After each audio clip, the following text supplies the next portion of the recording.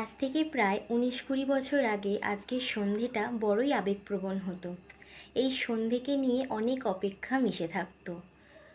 কোনো বছর আলতা পেরে শাড়ি পরে নিজেকে গ্রামের গন্ধে মিশিয়ে নিয়ে বলতাম পৌষ তোদের ডাক দিয়েছে। আবার কোনো বছর ছোট্ট বীরপুরুষটি হয়ে রাজার বেশে বলতাম মনে করো যেন বিদেশ ঘুরে মাকে নিয়ে যাচ্ছি অনেক দূরে। লাল নীল হলুদ আলোর নেশায় নিজেকে আরও বেশি করে বাঙালি মনে হতো। তারপর কেটে গেল অনেকগুলো বছর। যখন প্রেমে ব্যথা পেলাম তখন বলতে শিখলাম সখী ভাবনা কাহারে বলে, সখী ভালোবাসা কারে কয়, সে কি কেবলই যাতনাময়। আর যখন তাকে পেলাম বলতে শিখলাম তোমারও চরণে দেব হৃদয় খুলিয়া।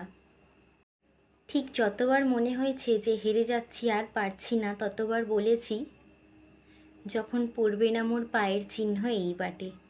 আবার সব ভুলে যখন হাসতে শিখেছি তখন বলেছি প্রাণ চাই চক্ষু না চাই। আর এই সব কিছু নিয়ে যিনি আমাদের জীবনে ওতপ্রোতভাবে জড়িয়ে, যার গান ছাড়া প্রভাত ঠিক সুপ্রভাত হতে চায় না, যার লেখা ছাড়া জীবন বড়ই রসকসহীন, আর যার গীতবিতানের দিব্যি দিয়ে নিজের প্রিয় মানুষটাকে ভালোবাসা উৎসর্গ করি, আজ ওনার জন্মদিন।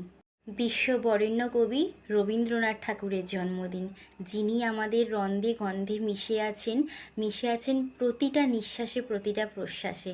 ওনার চরণে জানাই শ্রদ্ধাঞ্জলি।